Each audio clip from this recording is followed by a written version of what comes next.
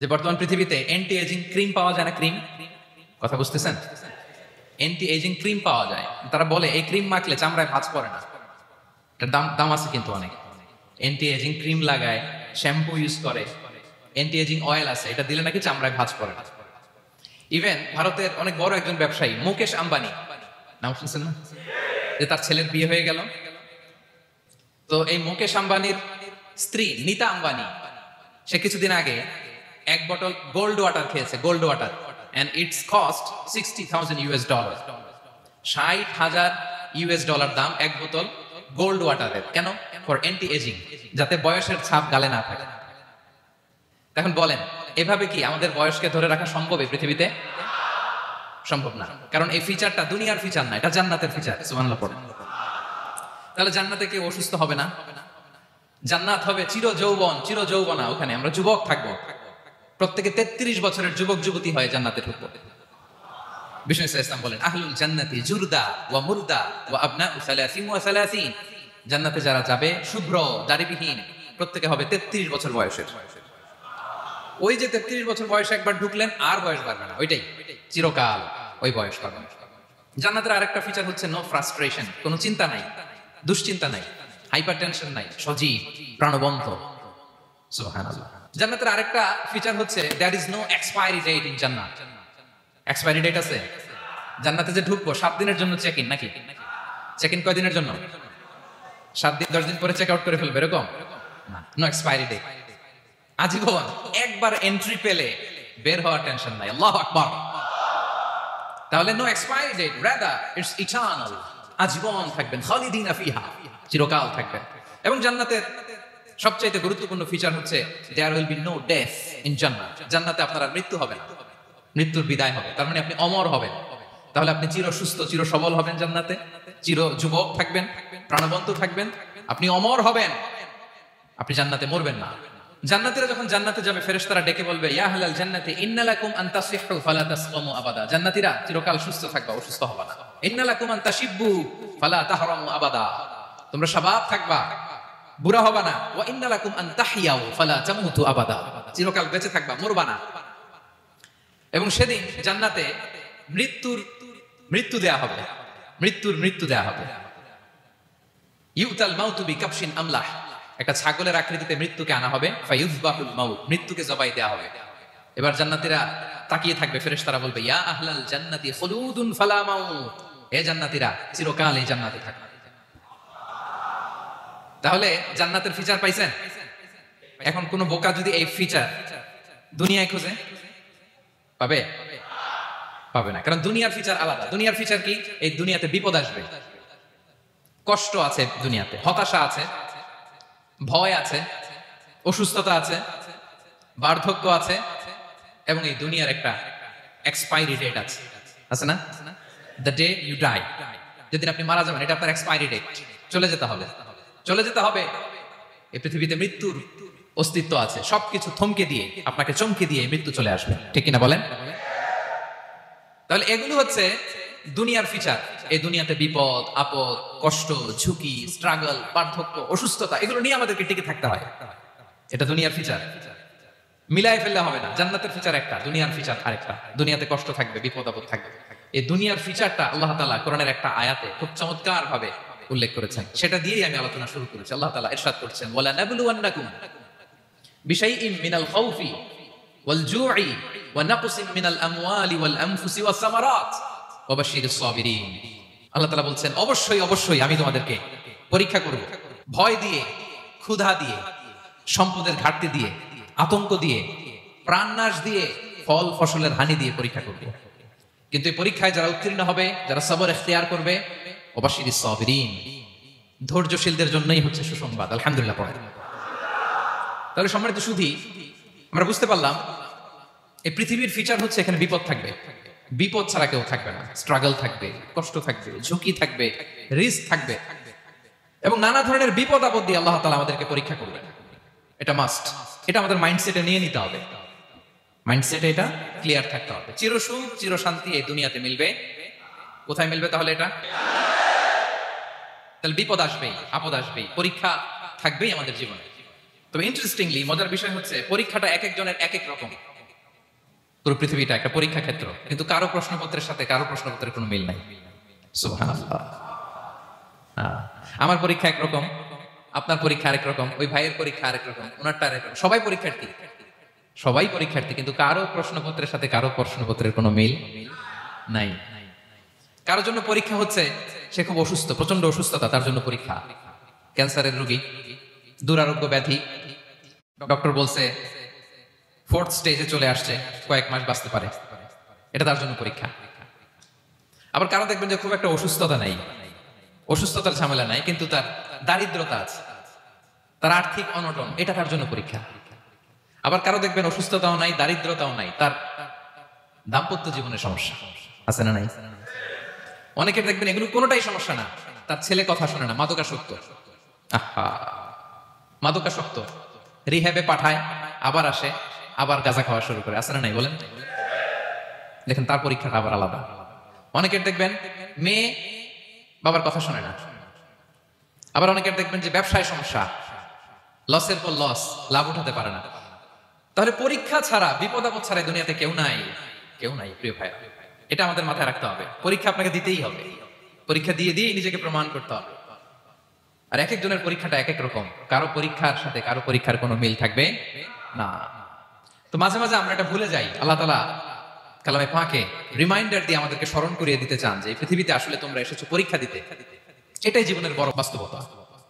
আমাদের জীবনে যত হতাশা, আমাদের জীবন নিয়ে যত অভিযোগ, আমাদের মনে যত কষ্ট, আমাদের হৃদয়ের ভেতরে যত অস্থিরতা, তার মূলে হচ্ছে এই সমস্যা যে আমরা ভুলেই গেছি আমরা পরীক্ষা দিতে আসছি। এটা যদি ভুলে না যান, এটা যদি আপনার মাইন্ডসেটে থাকে যে পুরো জীবনটা একটা পরীক্ষা, তাহলে দেখবেন কোনো কিছু আপনাকে কাবু করতে পারবে না। আপনি হতাশ হবেন না, জীবন নিয়ে আর অভিযোগ থাকবে না, আপনি ভেঙে পড়বেন না, সব অভিযোগ হতাশা দূর হয়ে যাবে। তারপর বুঝতে পারলাম পরীক্ষা আপনাকে দিতেই হবে। পরীক্ষা দেয়া ছাড়া এই পৃথিবী থেকে চলে যাওয়ার কোনো চান্স বা সুযোগ আমাদের কারো নেই। সূরাতুল আনকাবুতে আল্লাহ তাআলা এই কথাটা আরো চমৎকার ভাবে বলেছেন। আল্লাহ তাআলা ইরশাদ করেছেন, আহাসিবান নাসু আইয়ুতরাকু আইয়াকুলু আমান্না ওয়া হুম লা ইফতানুন ওয়ালাকাদ ফাতান্না আল্লাযীনা মিন ক্বাবলিহিম ফালা ইয়া'লামান্না আল্লাহু আল্লাযীনা সাদাকু ওয়া লা ইয়া'লামান্নাল কাযিবিন। আল্লাহ বলেন, মানুষ কি ভেবেছে সে শুধু বলবে আমি ঈমানদার আর তাকে আমি জান্নাতে ঢুকাই দিব? না, কখনো না, কোশ্চিন কালেও না। বরং পূর্ববর্তীকালে যারা পৃথিবীতে এসেছিল তাদেরকে আমি পরীক্ষা নিয়েছি, পরীক্ষা করেছি, এবং তাকেও ঈমানের প্রশ্নে সে সত্যবাদী না মিথ্যাবাদী পরীক্ষা দিয়ে দিয়ে নিজেকে প্রমাণ করতে হবে। ঠিক কিনা বলেন? পরীক্ষা দিয়ে আপনাকে প্রমাণ করতে হবে। এবং এই পরীক্ষার ব্যাপারটা, এটা যে শুধু আমরা সাধারণ মানুষ আমাদের জীবনে দুঃখ বিপদ পরীক্ষা এমনটা না। এই পৃথিবীর সবচেয়ে শ্রেষ্ঠ মানুষ যারা ছিলেন তাদেরকে আল্লাহ পরীক্ষা নিয়েছেন। বলেন তো এই পৃথিবীতে সবচাইতে শ্রেষ্ঠতম মানুষ কারা? সবচাইতে শ্রেষ্ঠ ভালো মানুষ কারা ছিল পৃথিবীতে? বলেন তো নবীরা। আওয়াজ করে বলেন তো কারা? তো বলেন তো নবীদের জীবনে পরীক্ষা ছিল কি ছিল না? হ্যাঁ ছিল। বেশি না কম? বিষ্ণু ইসলামকে জিজ্ঞাসা করা হলো, আইয়ুন নাসি আশাদ্দু বালাআন ইয়া রাসূলুল্লাহ, হে আল্লাহর রাসূল এই পৃথিবীতে কাদের জীবনে পরীক্ষা বেশি? বিষ্ণু ইসলাম বললেন, আল আম্বিয়া, নবীদের জীবনে। আল আম্বিয়া সুম্মাল আমসাল ফাল আমসাল, সবচাইতে জীবনে পরীক্ষার সম্মুখীন সবচাইতে বেশি হয়েছেন নবীরা। তারপরে নবীদের পরবর্তী অবস্থান যাদের, সিদ্দিকিন যারা, শুহাদা যারা, সালিহিন যারা, আল্লাহওয়ালা যারা, তাদের জীবনে পরীক্ষা বেশি। ইউবতালার রাজুলু আলা হাসাবি দীনি, ব্যক্তির দিনদারি যত বেশি তার জীবনে আল্লাহর পরীক্ষাও তত বেশি। আপনি আল্লাহওয়ালা হবেন, আপনার জীবনে পরীক্ষাও অনেক বেশি। এজন্য ইমানদার হওয়া যেমনি মর্যাদার, ইমানদারের জীবনে পরীক্ষাও হবে অনেক বেশি। এবং পরীক্ষা যত বড়, খেয়াল রাখতে হবে, মন খারাপ করার কোনো সুযোগ নেই। পরীক্ষা যার জীবনে যত বড়, সেটাতে সফল হতে পারলে ওটার প্রতিদানও বড়। পরীক্ষা যত বড়, এটাতে সাকসেস হতে পারলে এটার রিওয়ার্ডও তত বড়। বিষ্ণু ইসলাম বলেন, ইযামুল জাযাই মা'a ইযামিল বালা, বালা যত বড় জাযাও তত বড়, প্রতিদানও তত বড়। আপনারা নবীদের জীবনে যদি খেয়াল করেন দেখবেন যেই নবীর জীবনে পরীক্ষা যত বেশি, সেই নবীর জীবনে সফলতাও তত বেশি। সাইয়েদনা ইব্রাহিম আলাইহিস সালামের কথাটা একটু খেয়াল করেন তো, বলেন তো ওনার জীবনে পরীক্ষা কেমন ছিল? বেশি না কম? ওনার জীবনের পরীক্ষা থেকেই তো আমরা এই শব্দটা ব্যবহার করি, আমরা বলি অগ্নি পরীক্ষা। কি বলি? মানে আগুনে নিক্ষেপ করা হয়েছে সাইয়েদনা ইব্রাহিম আলাইহিস সালামকে, তাও স্বাভাবিকভাবে না, উলঙ্গ করে, নেকেট করে ওনাকে অপমানিত করবার জন্য ওনার গায়ের জামা কাপড় খুলে উলঙ্গ অবস্থায় আল্লাহর খলিল সাইয়েদনা ইব্রাহিম আলাইহিস সালামকে অগ্নিকুণ্ডে নিক্ষেপ করা হয়েছিল। এরকম এক্সপেরিয়েন্স এই অডিটোরিয়ামের ভেতরে আমাদের কখনো হয়েছে? তাইলে সাধারণ মানুষের জীবনের পরীক্ষা আর নবীদের জীবনের পরীক্ষার মধ্যে পার্থক্য আছে না নাই? ওই পরীক্ষায় উনি পাশ করে ফেললেন। 86 বছর পর্যন্ত আল্লাহর কাছে দোয়া করলেন, আল্লাহ আমাকে একটা নেককার সন্তান দাও। আল্লাহ সন্তান দেয় না। 86 বছর পরে আল্লাহ তাআলা সাইয়েদনা ইব্রাহিম আলাইহিস সালাম এবং হাজারের ঘরকে উজালা করে সন্তান দিলেন। সাইয়েদনা ইসমাঈল আলাইহিস সালাম পৃথিবীতে আসলেন কত বছর বয়সে? 86 বছর বয়সের এখানে কেউ আছেন? হ্যাঁ, আছি আমরা? কেউ নাই। 86 বছর বয়সে প্রথম সন্তান পেয়েছে। তাদের ঘরকে উজালা করে আল্লাহর নবী সাইয়েদনা ইসমাঈল আলাইহিস সালাম আসলেন। এবার আল্লাহ বললেন, যাও স্ত্রীকে আর এই কলিজার টুকরা সন্তানকে থাকো তো প্যালেস্টাইনে, প্যালেস্টাইন থেকে ১,৫০০ কিলোমিটার দূর দ্য ব্যারেন ল্যান্ড, ওই মক্কার ধুধুমরু প্রান্তরে রেখে আসো, যেখানে কেউ নাই, মানুষ নাই, গাছ নাই, পাখি নাই, পানি নাই, যাও রেখে আসো। আচ্ছা বলেন তো, ৮৬ বছর পরে যে লোকটা সন্তান পেল, বুঝেছেন উত্তর দিয়ে, ৮৬ বছর পরে যে লোকটাকে আল্লাহ তাআলা সন্তান দিল, তার হৃদয়ে ওই সন্তানের জন্য মায়া বেশি না কম? আহা, এমনি তো আমাদের প্রথম সন্তানের হিস্ট্রিটা একটু খেয়াল করেন তো। প্রথম আমাদের যে মেয়ে হয়েছিল বা যাদের ছেলে হয়েছিল, তার প্রতি আদর, সোহাগ, দরদ, ভালোবাসা, আল্লাহ কত ছিল। আর ৮৬ বছর বয়স আল্লাহ তাআলা ওনাকে সন্তান দিলেন, দিয়ে বলেন যাও হাজারকে আর ইসমাঈলকে মক্কার ধুধুমরু প্রান্তরে রেখে আসো। আল্লাহ তাআলা বলতে দেরি, চলে যেতে দেরি নাই, মুহূর্তে উনি রওনা হয়ে গেলেন। সুবহানাল্লাহ পড়বেন না? রেখে আসলেন মক্কার ধুধুমরু প্রান্তরে। এবার আল্লাহ বলেন, যাও রিটার্ন ব্যাক টু প্যালেস্টাইন, প্যালেস্টাইনে চলে যাও। চলে গেলেন, হৃদয়টা ভেঙে খান। অনেক বছর পরে আল্লাহ তাআলা আবার অনুমতি দিলেন, যাও এবার ছেলেকে দেখে আসতে পারো, যাও প্যালেস্টাইন থেকে আবার মক্কায় যাও। সাইয়েদনা ইব্রাহিম আলাইহিস সালাম প্যালেস্টাইন থেকে আবার ১,৫০০ কিলোমিটার পথ পাড়ি দিয়ে, এখনকার মতো ফ্লাইটে যায় না, গাড়িতেও না, উটে করে, কিসে করে। উনি যে কতবার মক্কা থেকে ফিলিস্তিন এসেছেন আর গিয়েছেন, কোনো ইয়ত্তা নাই, হিসাব নাই। গেলেন, এবার ছেলেটা হাঁটতে পারে, দৌড়াতে পারে, একটু কথা বলতে পারে, আব্বু আব্বু ডাকতে পারে। কেমন মায়া লাগে বলেন তো? মায়া ভালোবাসায় যখন টইটম্বুর, ঠিক ওই মুহূর্তে আল্লাহ বলেন, ছেলেকে জবাই করো ছেলেকে। আল্লাহ তাআলা বলতে দেরি করেছেন, আল্লাহর আদেশ পালনে 1 সেকেন্ডও তিনি দেরি করেন নাই। ছুরি চালালেন, জান্নাত থেকে দুম্বা নিয়ে আসা হলো। এভাবে আল্লাহর নবী ইব্রাহিম আলাইহিস সালাম ওনার জীবনের প্রতিটি ক্ষেত্রে যেখানে আল্লাহ তাআলা ওনাকে পরীক্ষা নিয়েছেন, উত্তীর্ণ হয়েছেন। এবং দেখেন ওনাকে আল্লাহ তাআলা কি উপহার দিলেন, আল্লাহ তাআলা ওনাকে খলিলুল্লাহ উপাধি দিলেন, আল্লাহর বন্ধু। সুবহানাল্লাহ বলেন। আল্লাহ তাআলা বলছেন, ওয়া ইযি বিতালা ইব্রাহিম রাব্বুহু বিকালিমাতিন ফাআতাম্মাহুন ক্বালা ইন্নী জাঈলুকা লিন-নাসি ইমামা। আল্লাহ অনেকগুলো পরীক্ষা নিয়েছিলেন সাইয়েদনা ইব্রাহিম আলাইহিস সালাম, প্রতিটা পরীক্ষায় সাকসেসফুলি পাস করেছেন, গোল্ডেন এ প্লাস। আল্লাহ বলেন, ইন্নী জাঈলুকা লিন-নাসি ইমামা, I'm gonna make you the leader for the entire human being. I'm gonna appoint you as a leader for the entire universe. গোটা বিশ্বের জন্য, গোটা মানবতার জন্য আমি তোমাকে লিডার বানায় দিলাম। ইযামুল জাযাই মা'a ইযামিল বালা। পরীক্ষা যত বড়, ওই পরীক্ষায় পাশ করলে ওইটার ফলাফল ও প্রতিদানও বড়। তাহলে দেখেন প্রিয় ভাইরা, সাইয়েদনা ইব্রাহিম আলাইহিস সালামের জীবনে পরীক্ষার কোনো শেষ ছিল না। আমি আপনি কোথায়?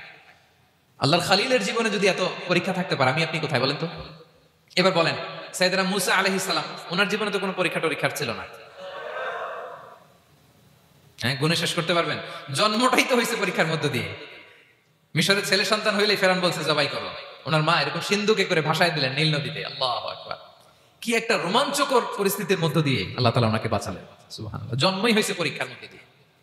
বড় হইলেন, ফেরাউনের ভয়ে দেশ ত্যাগ করলেন, মিশর থেকে মাদিয়ান। আবার আল্লাহর আদেশে যখন ফিরে আসলেন, আবার ফেরাউনের সাথে তর্ক বিতর্ক, যুদ্ধ।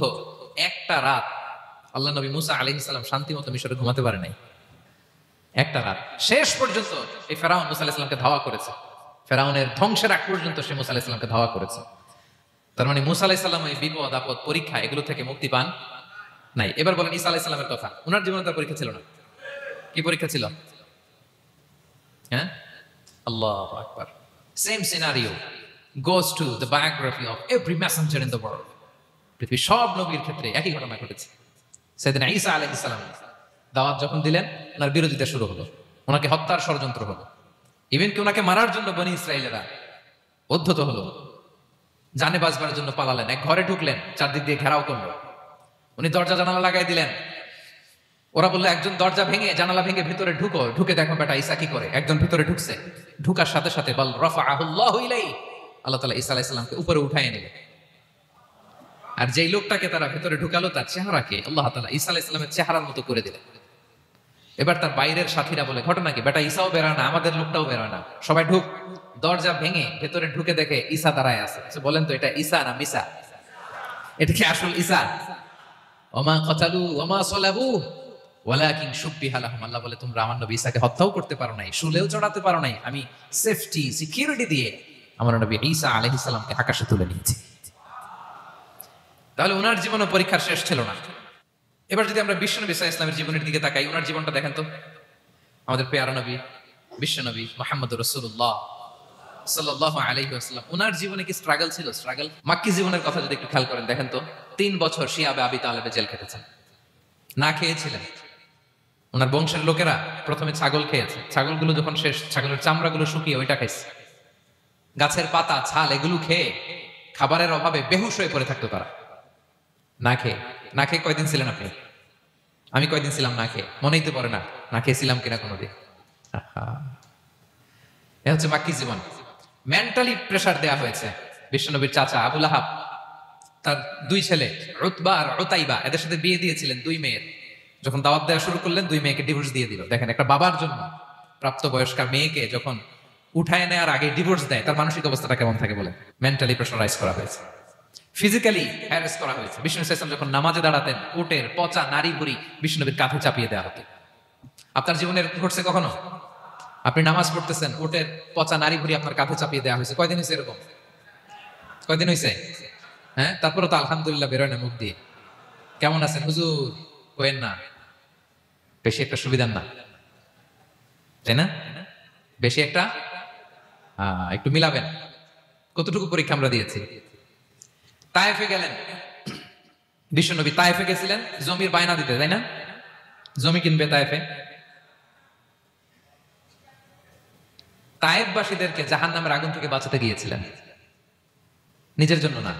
সেখানে তায়েফের ছেলেরা পাথর মেরেছে বিষ্ণু ইসলামের গায়ে। এত শুভ্র দেহ ছিল, চেহারা ছিল, বিষ্ণুবীর গা দিয়ে ঝরঝর করে রক্ত ঝরেছে। ফিজিক্যাল হ্যারাসমেন্টের শিকার হয়েছেন বিষ্ণু ইসলাম। যখন যেদিন বিষ্ণু ইসলামকে হত্যার ষড়যন্ত্র করা হলো, আল্লাহ তাআলার আদেশে তিনি মক্কা থেকে মদিনায় হিজরত করলেন। মদিনাতে যে একটা রাত, সপ্তম হিজরির আগ পর্যন্ত শান্তিতে ঘুমাতে পারেন নাই। 3 দিকে 3 ইহুদি বসতি, বনু কাইনুকা, বনু নদীর, বনু কুরাইজা। আহা, খাওয়ার মধ্যে বিষ মিশিয়ে দেওয়া হয়েছিল বিষ্ণু ইসলামের। বাজুর, খাসির বাজুর রান পছন্দ করতেন এক ইহুদি মহিলা, বিষ্ণু ইসলামের ওই রানের মধ্যে বিষ মিশিয়ে দিয়েছিল। ওই বিষের যন্ত্রণায় মৃত্যুর আগ পর্যন্ত বিষ্ণুনবী কাতরাতেন, এবং উনি ইন্তেকালের সময় ওই বিষের ব্যথা যন্ত্রণাতে ইন্তেকাল করেছেন। বিষ্ণুনবীর ইন্তেকালটা শাহাদাতের ইন্তেকাল ছিল। বিষ্ণু ইসলাম বলেছেন, ওই যে খায়বার এলাকার ওই মহিলা যে আমার খাবারে বিষ মিশিয়েছিল, সেই বিষের যন্ত্রণা, বেদনা, কষ্ট আমি অনুভব করছি। খেয়ে না খেয়ে দিন প্রচারের কাজে নিজেকে দিয়েছ বিলিয়ে, তায়েফের কাফিরেরা চিনল না সে আলো, দুষ্ট ছেলেদের পিছু দিল লেলিয়ে, পাথরের আঘাতে ক্ষত বিক্ষত হয়ে সারা শরীর থেকে রক্ত ঝরে। হে রাসূল তোমাকে ভুলি আমি কেমন করে, হে রাসূল তোমাকে ভুলি আমি কেমন করে। হাজার ব্যথা বেদনার পরে ফিরে আসনি তুমি আপন ঘরে, দিনের আলো তুমি ছড়িয়ে দিতে চলে গেলে মদিনায় মক্কা ছেড়ে। হে রাসূল তোমাকে ভুলি আমি কেমন করে, হে রাসূল তোমাকে ভুলি আমি কেমন করে। ঠিক কিনা বলেন? একটা রাত শান্তিতে, শান্তির ঘুম তিনি দিতে পারেন নাই। প্রিয় ভাইরা, তার আমরা কি বুঝলাম? বিশ্বনবীর জীবনে পরীক্ষা ছিল কি ছিল না? আমাদের উপায় আছে? আমরা বাঁচতে পারবো এই বিপদ আপদ পরীক্ষা ঝঞ্ঝাল থেকে? বাঁচতে চাইলেও বাঁচতে পারবো? পারবো না।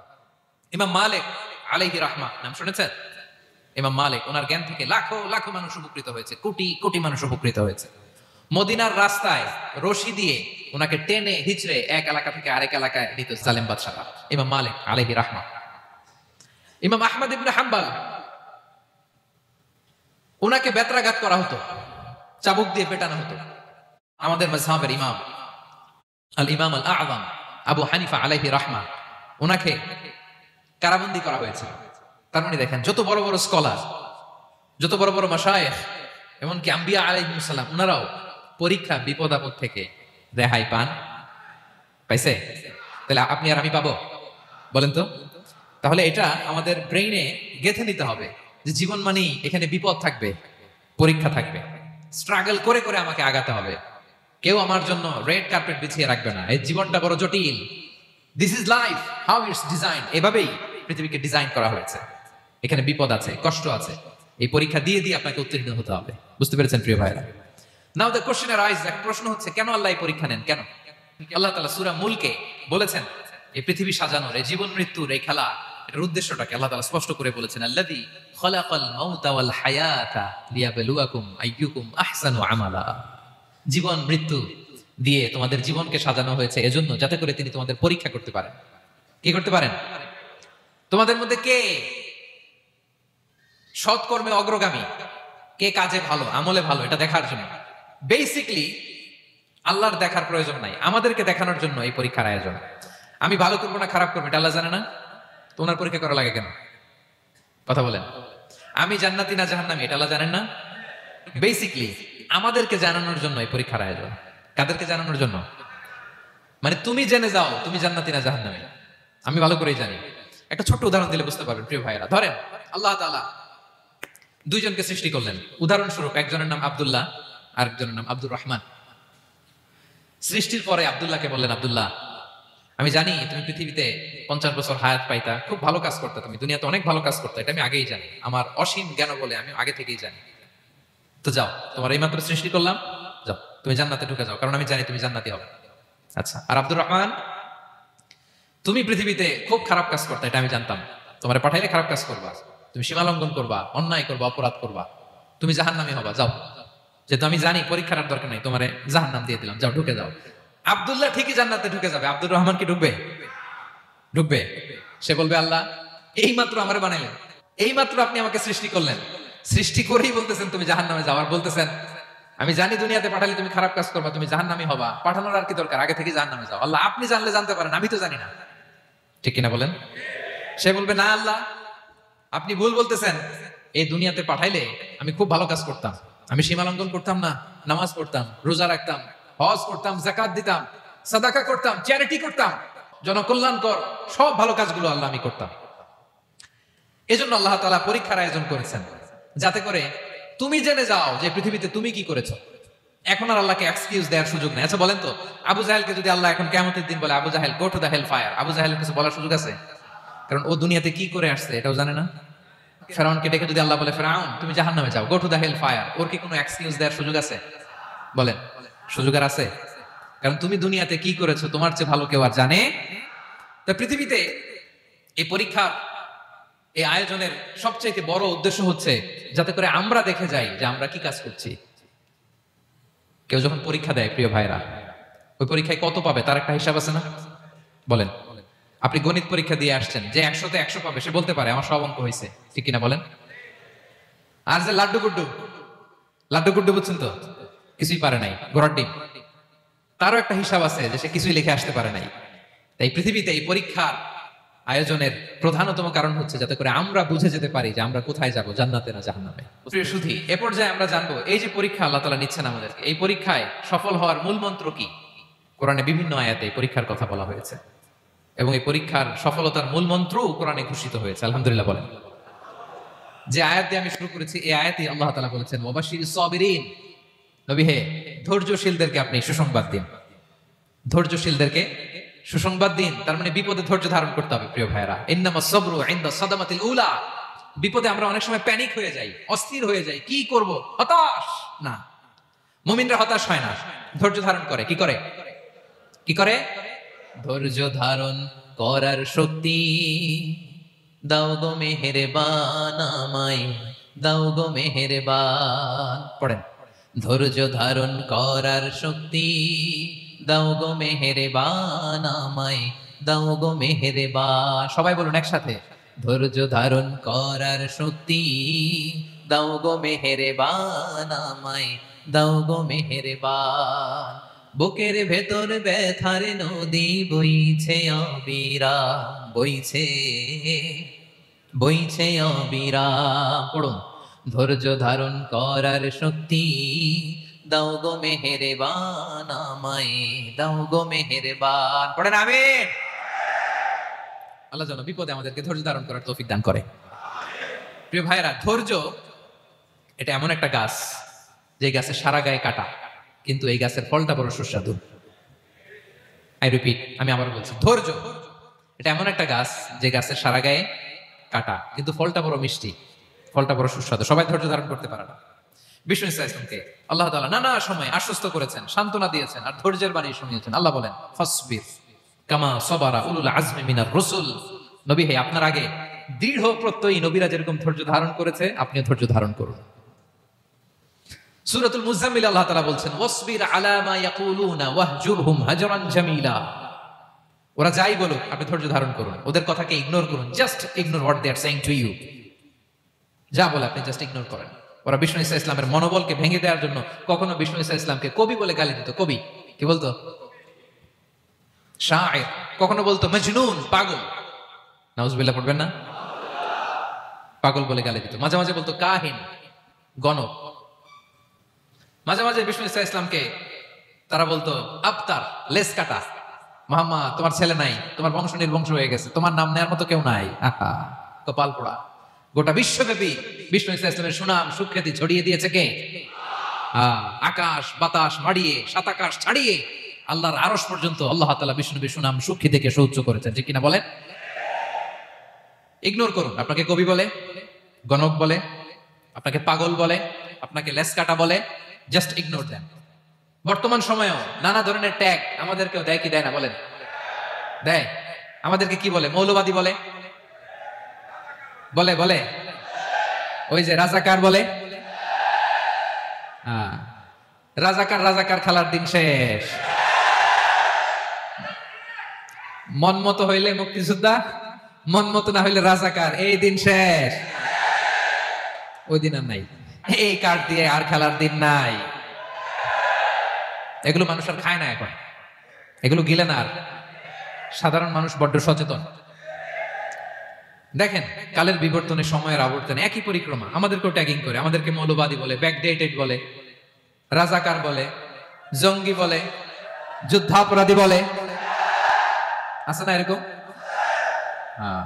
ওয়াসবির আলা মা ইয়াকুলুন, নিজের সাথে মিলায় নেন। যা বলে ধৈর্য ধারণ করো। ওয়াহজুরহুম হাজরান জামিলা, জাস্ট ইগনোর দেন, ভালোভাবে ইগনোর করেন, খালাস, সালাম দিয়ে কেটে পড়েন। তাহলে প্রিয় ভাইরা, এই বিপদ আপদ আমাদের পিছু ছাড়বে না, পিছু ছাড়বে না। নবীদের পিছু ছাড়ে নাই, আমরা কোথায়? আমরা আর কি? বিপদ আমাদেরকে ধৈর্য ধারণ করতে হবে, মনোবল হারাইলে হবে না। দেখেন বিশ্বনবী কিভাবে আপনাদেরকে সান্ত্বনা দেয়। বিশ্বনবী বলেন, আজাবান লি আমরিল মুমিন, মুমিনের ব্যাপারটা বড় আশ্চর্যজনক। ফাইন্না আমরাহু কুল্লাহু লাহু খাইর, মুমিনের জীবনে যা ঘটে সবটাই খাইর, সবটাই কল্যাণ। ইন আসাবাতহু সাররাউ শাকারা ফাকানা খাইরাল্লাহ ওয়া ইন আসাবাতহু দাররাউ সাবারা ফাকানা খাইরাল্লাহ। মুমিনের জীবনে যদি সুখ আসে তাহলে মুমিন শুকরগুজার হয়, এটা তার জন্য ভালো। আর যদি মুমিন জীবনে দুঃখ আসে তাহলে সে সবর ইখতিয়ার করে, এটাও তার জন্য ভালো। সুবহানাল্লাহ। তাহলে দেখেন, আমরা হয় সুখে থাকি নয় দুঃখে থাকি, ঠিক কিনা বলেন? তাহলে সুখের সময় আমরা শুকর করি, কি করি? শুকরগুজার হই। শুকরিয়া করাও একটা ইবাদত, শুকরিয়া করাও কি? আর দুঃখের সময় আমরা সবর করি, সবর করাটাও একটা। তাহলে আমাদের পুরো জীবনটাই ইবাদত, পুরো জীবনটাই। সুখের সময় শুকর আর দুঃখের সময় সবর। আওয়াজ করে বলেন, সুখের সময় শুকর আর দুঃখের সময়। এই দুই ইবাদত মুমিন জীবনে চলমান, কন্টিনিউয়াস, একটা উইন উইন সিচুয়েশন। কি বলেন? উইন উইন হয়ে গেল না? যেই পরিস্থিতিতেই থাকে আমাদের জন্য লাভ। আল্লাহু আকবার। তাহলে প্রিয় ভাইরা, এটাই জীবনের বাস্তবতা। সবর আমাদেরকে ইখতিয়ার করতে হবে, হতাশ হওয়া যাবে না। অনেকে আমরা অল্পতে হতাশ হই। এই যে আমরা ধৈর্য ধারণ করছি, এর ফল পাচ্ছি না। দীর্ঘ 1.5 যুগ, 1.5 দশক ধরে ধৈর্য ধারণ করছেন না আপনারা? এখন মুক্তি, স্বাধীনতা, বিজয় এনে দিয়েছে কে? ধৈর্য ধারণ করুন। ধৈর্যের যে ফলাফল, এটা বড় মিষ্টি। ধৈর্য এমন একটা গাছ, এই গাছের সারা গায়ে কাটা, কিন্তু এর ফলটা বড় সুস্বাদু, এর ফলটা বড় মিষ্টি। ধৈর্য ধারণ করার অভ্যাস করতে হবে প্রিয় ভাইরা। মুমিন হতাশ হয় না, হাল ছেড়ে দেয় না। মুমিন ভরসা রাখে একজনের উপর, তিনি কে? লা তাইয়াসু মির রাউহিল্লাহ ইন্নাহু লা ইয়াইয়াসু মির রাউহিল্লাহি ইল্লাল কওমুল কাফিরুন। আল্লাহর রহ থেকে, রহম থেকে নিরাশ হয়ে যাও না। কাফির ছাড়া, অকৃতজ্ঞ ছাড়া কেউ আল্লাহর রহ থেকে, আশা থেকে নিরাশ হয় না। শয়তানের সবচেয়ে বড় মিশন হলো আমাদেরকে হতাশ বানানো। এটা খেয়াল রাখবেন। শয়তানের সবচাইতে বড় মিশন কি? আমাদেরকে হতাশ করে দেয়া। হতাশ বানাইতে পারলে সে সাকসেসফুল, খুশি। কিন্তু আমরা এত সহজে হতাশ হই না, আমরা নিরাশ হই না, আমরা বিপদে হাল ছেড়ে দেই না। আমরা ভরসা রাখি এক মহান সত্তার উপর। তিনি কে? মনে থাকবে? বিপদ আসলে ভেঙে পড়বেন, ভিসা না হইলে কান্নাকাটি শুরু করবেন, ব্যবসায় লস হইলে হাউমাউ, হ্যাঁ, দেশ থেকে কোনো দুঃসংবাদ আসলে হতাশ হবেন, ভেঙে পড়বেন। ধৈর্য ধারণ করবো আমরা। আওয়াজ করে বলেন, আমরা কি করব? সবর। বিপদ ট্যাকেল দেওয়ার প্রথম স্টেপ হচ্ছে সবর। ধৈর্য ধারণ করতে হবে। ওয়াবাশশিরিস সাবিরিন, ধৈর্যশীলদেরকে সুসংবাদ দাও। বিপদ থেকে বাঁচার দ্বিতীয় স্টেপ হচ্ছে এই বিপদ থেকে উত্তরণের চেষ্টা করতে হবে।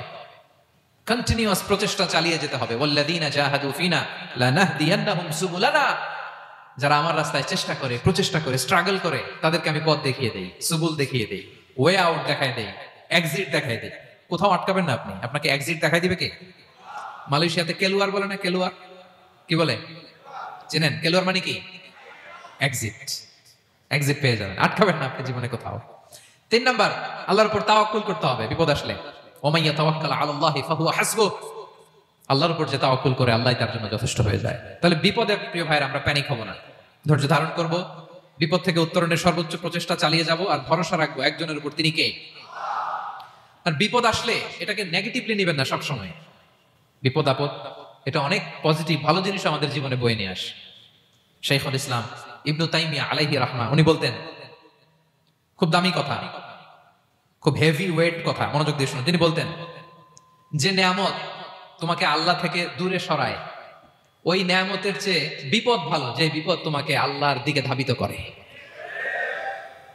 আই রিপিট, আমি আবারও বলি, যে নাজ নেয়ামত তোমাকে আল্লাহ থেকে দূরে সরিয়ে দেয়, সে নাজ নেয়ামতের চেয়ে ওই বিপদ আপদ ভালো, যে বিপদ আপদ তোমাকে আল্লাহর কাছে টেনে দেয়। তাহলে বিপদ আপদ আসলে আপনি হতাশ হবেন? আর কখনো দুঃখ করবেন? মুয়ারের ভাইরা, আর মন খারাপ করবেন? আপনি খেয়াল করে দেখেন, বিপদ আসলে আমরা আল্লাহরে ডাকি বেশি। যখন অসুস্থ আপনি খেয়াল করেন তো, আল্লাহ আল্লাহ তুমি ছাড়া বাঁচানোর কেউ নাই, আল্লাহ আল্লাহ তুমি হেফাজত করো, আল্লাহ তুমি সুস্থ করে দাও। যখন লাইফ থ্রেট, দেখেন আপনি গুম হয়ে যেতে পারেন, আপনার কারাবন্দি করতে পারে, এরকম একটা বিপদের মধ্যে আছেন, তখন খেয়াল করেন তো আল্লাহর সাথে আপনার কানেক্টিভিটি, রিলেশনশিপটা কতটা ডেভেলপ হয়। কারণ বিপদে পড়লে আমরা আল্লাহরে ডাকি বেশি। তাহলে বিপদ আপদেরও কিছু পজিটিভ সাইড বা দিক আমাদের জীবনে আছে না নাই? অনেক পজিটিভ দিক আছে, কয়েকটা শেয়ার করি। 1 নাম্বার, আল্লাহ 1 নাম্বার পজিটিভ সাইড তো বললাম, ইমাম ইবনু তাইমিয়া যেটা বললেন। এরপরে হচ্ছে মাঝে মাঝে আল্লাহ তাআলা আমাদের মর্যাদাকে আপগ্রেড করতে চায়, এলিভেট করতে চায়। আপনি ধরেন কোন একটা এয়ারলাইন্সের রেগুলার প্যাসেঞ্জার টিকিট কাটেন, মাঝে মাঝে হঠাৎ করে দেখবেন কাউন্টারে গেলে তারা বলে, you are upgraded to business class, অথবা you are upgraded to first class. যেহেতু রেগুলার প্যাসেঞ্জার, অনেক মাইলস জমা হয়েছে, আপগ্রেড করে দেয়। তো আল্লাহ তাআলা মাঝে মাঝে চায় তিনি আমাদের মর্যাদাকে, র্যাঙ্ক, এটাকে আপগ্রেড করবেন। কিন্তু আমার যে আমল আখলাকের অবস্থা, ওইটা দিয়ে ওই আপগ্রেড র্যাঙ্কে যাওয়ার সুযোগ নাই। বুঝতেছেন কথা? আল্লাহ চায় আমার লেভেল একটু আপ করতে, কিন্তু আমার আমলের যে অবস্থা, এতে আমি ওখানে যাই না। তখন আল্লাহ কিছু বিপদ আপদ দিয়ে, পরীক্ষা দিয়ে বান্দাকে টেস্ট করে। ওই পরীক্ষায় যদি উত্তীর্ণ হন, সাথে সাথে আল্লাহ তাআলা আপনার লেভেল বা র্যাঙ্ক আপগ্রেড করে দেয়। সুবহানাল্লাহ পড়বেন না? তাহলে লাভ না লস? আওয়াজ করে বলেন, লাভ না লস? মুমিন জীবনের সব লাভ। যত বিপদ আপদ আপনাকে স্পর্শ করে, প্রতিটাতেই আপনার জন্য কল্যাণ। বিষ্ণু ইসলাম বলেন, মা ইউসিবুল মুসলিমা মিন নাসাবিন ওয়ালা ওয়াসাবিন ওয়ালা হাম্মিন ওয়ালা হুজনিন ওয়ালা আযান ওয়ালা গাম্মিন হাত্তা শাওকাতি ইউশাকুহা ইল্লা কাফারাল্লাহু বিহা খাতায়া। আপনার জীবনে যত দুঃখ, যত যন্ত্রণা, যত টেনশন, যত অ্যাংজাইটি, যত ইনজুরি, এমনকি গোলাপ ফুল পাড়তে যে ওখানে যে কাটা বাঁধছে, বড়ই খেতে যে বড়ই গাছে ওঠার পর যে একটা কাটা বিচ্ছে আপনার হাতে, এর কারণে আল্লাহ তাআলা আপনার গুনাহ মাফ করে দেয়। সুবহানাল্লাহ। তাহলে বিপদ আপদ দিয়ে আল্লাহ বান্দার মর্যাদাকে আপগ্রেড করে, বিপদ আপদে ফেলে আল্লাহ তাআলা বান্দার পাপ মোচন করে, বিপদ আপদ দিয়ে আল্লাহ তাআলা বান্দার শাস্তি মওকুফ করে।